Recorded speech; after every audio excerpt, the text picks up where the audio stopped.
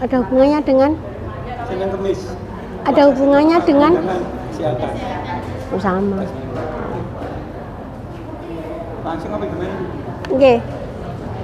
Saya jawab langsung ya. Atau ada yang mau tanya lagi? Oke. Ada yang mau tanya lagi?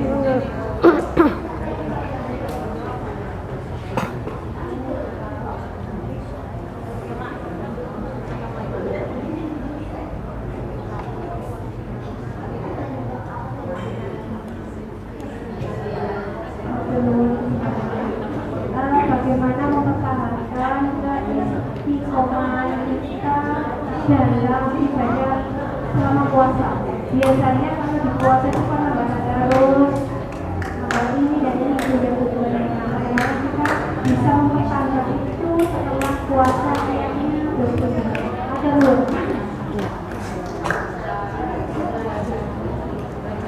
Saya jawab dulu ya Pak ya.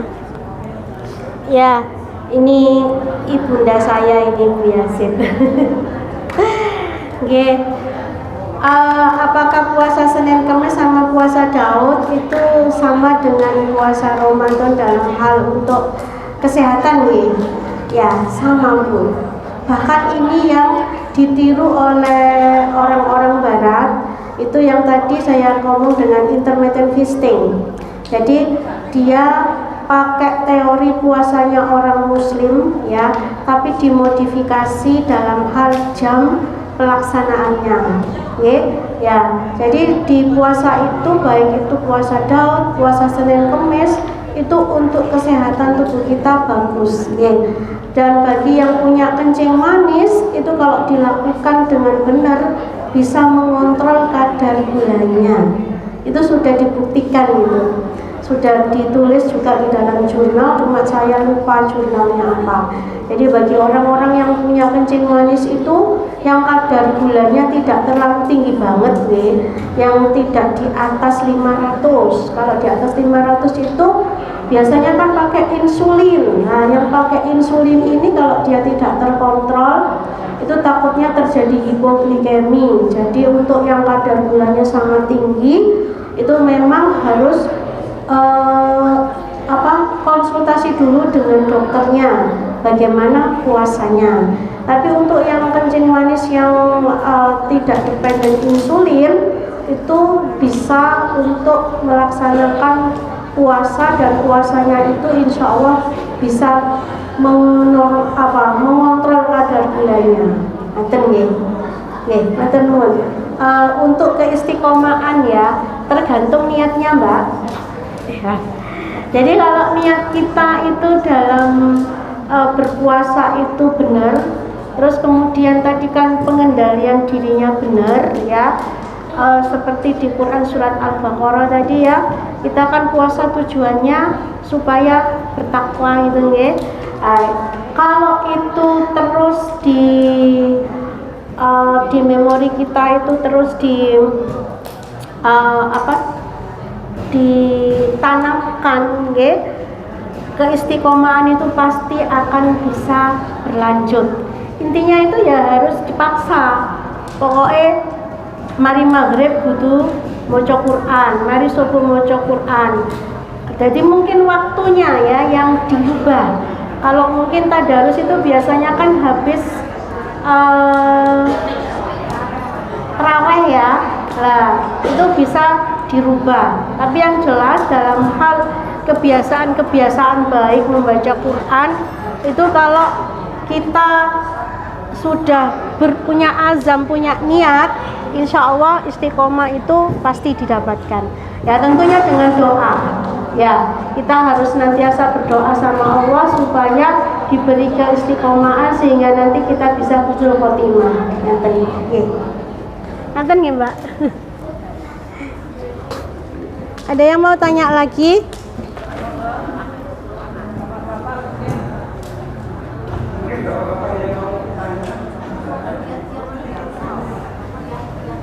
Pak, itu Pak, ada ibu yang tanya.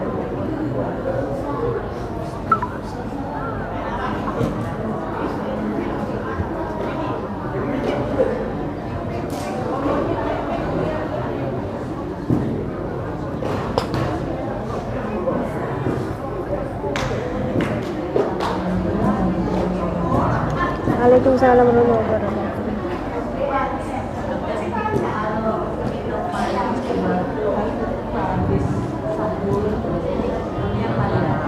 Apa?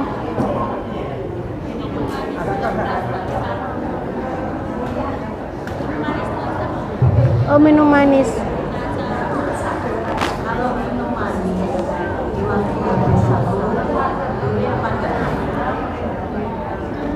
Boleh, Bu. Ya, yang tadi kita bukan tidak membolehkan secara saklek sih, itu teh. Oke.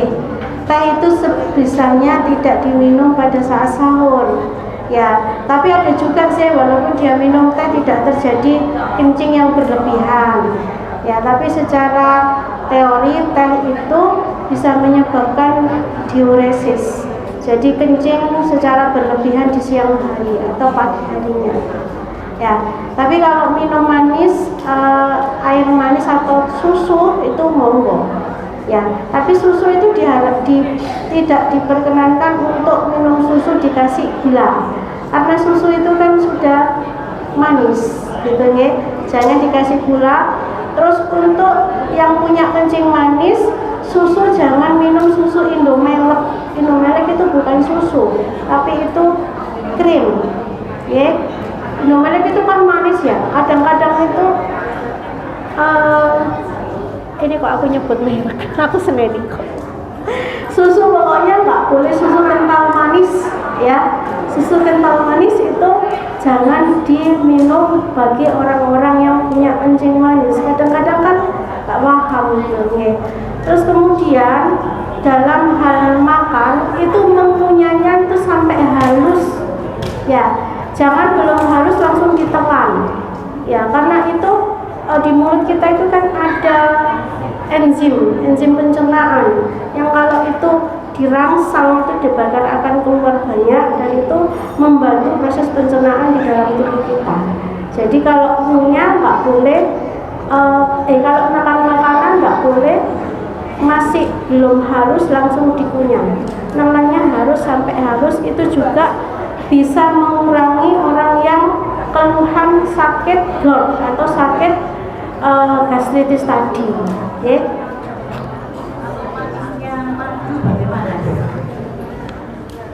Kalau itu madu murni, tidak masalah.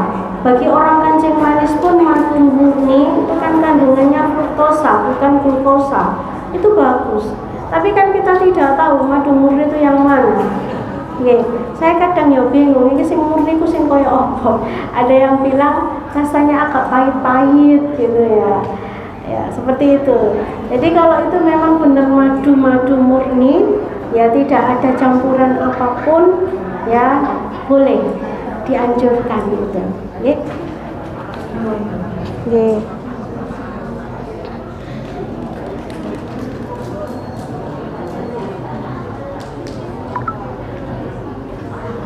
Oh ya.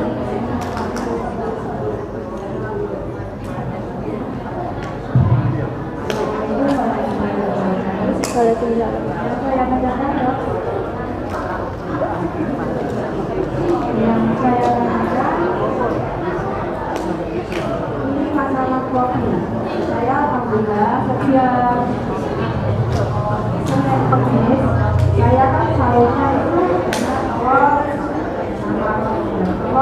tapi sama kopi. Setiap Senin Kamis saya minum kopi dan bagi kopi itu menyenangkan karena ada manfaatnya dari kesehatan. Tapi yang saya rasakan itu alhamdulillah tidak ada, tapi katanya itu lebih pengaruh. Apakah itu dari kesehatan ada pengaruhnya?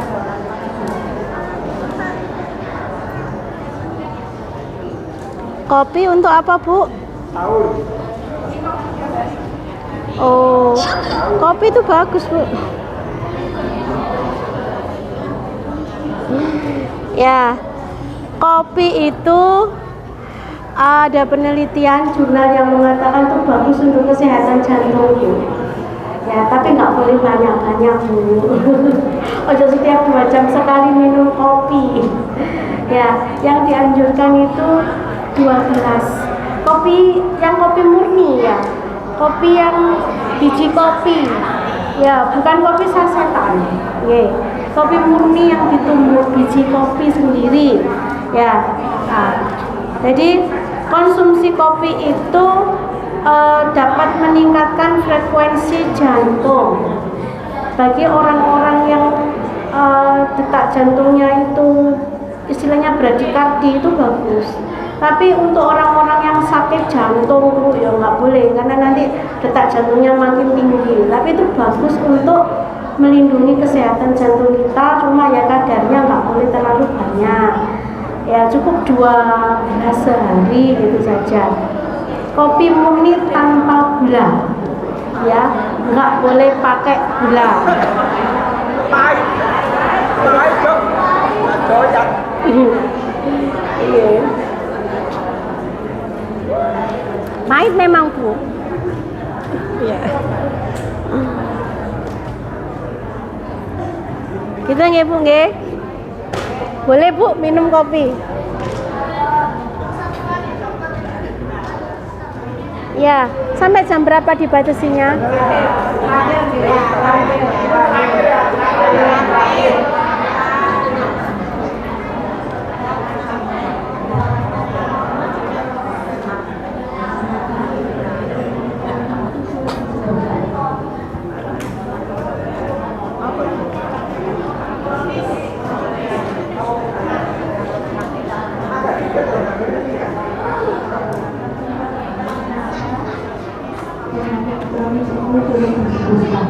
Apa?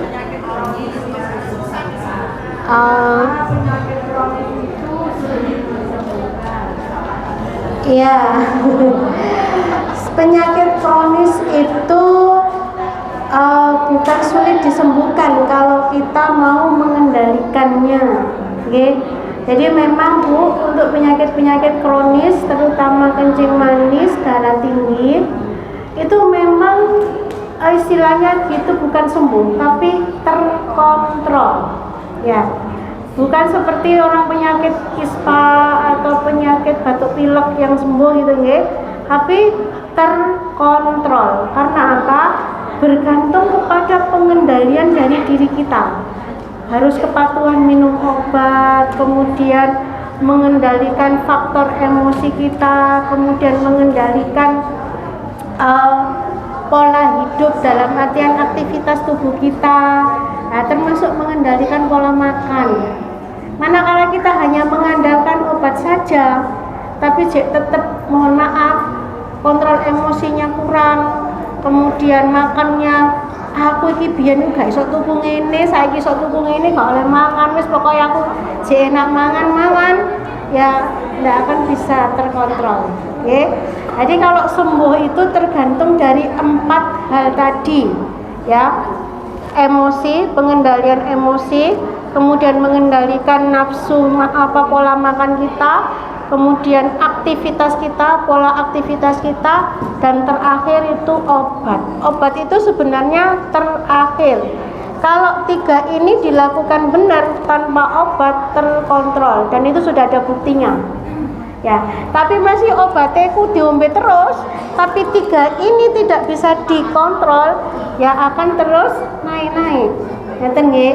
Jadi memang penyakit kronis itu bukan nggak bisa sembuh, tapi harus terkontrol tadi. Ngeten nggih? Ya.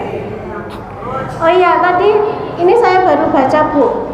Ternyata kopi itu juga bisa meningkatkan sirkulasi darah. Jadi oksigen di dalam tubuh kita itu bisa meningkat 30%.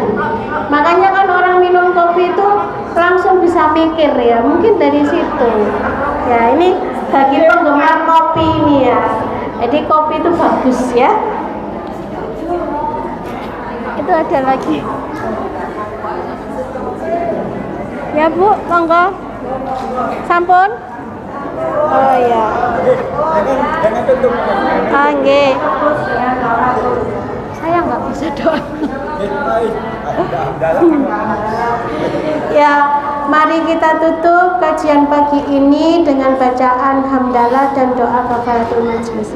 Subhanakallahumma wa bihamdika asyhadu an la ilaha illa anta astaghfiruka wa atubu ilaik. Saya akhiri, kurang lebihnya mohon maaf. Albirru manittaqa. Billahi taufiq wal hidayah. Wassalamualaikum warahmatullahi wabarakatuh.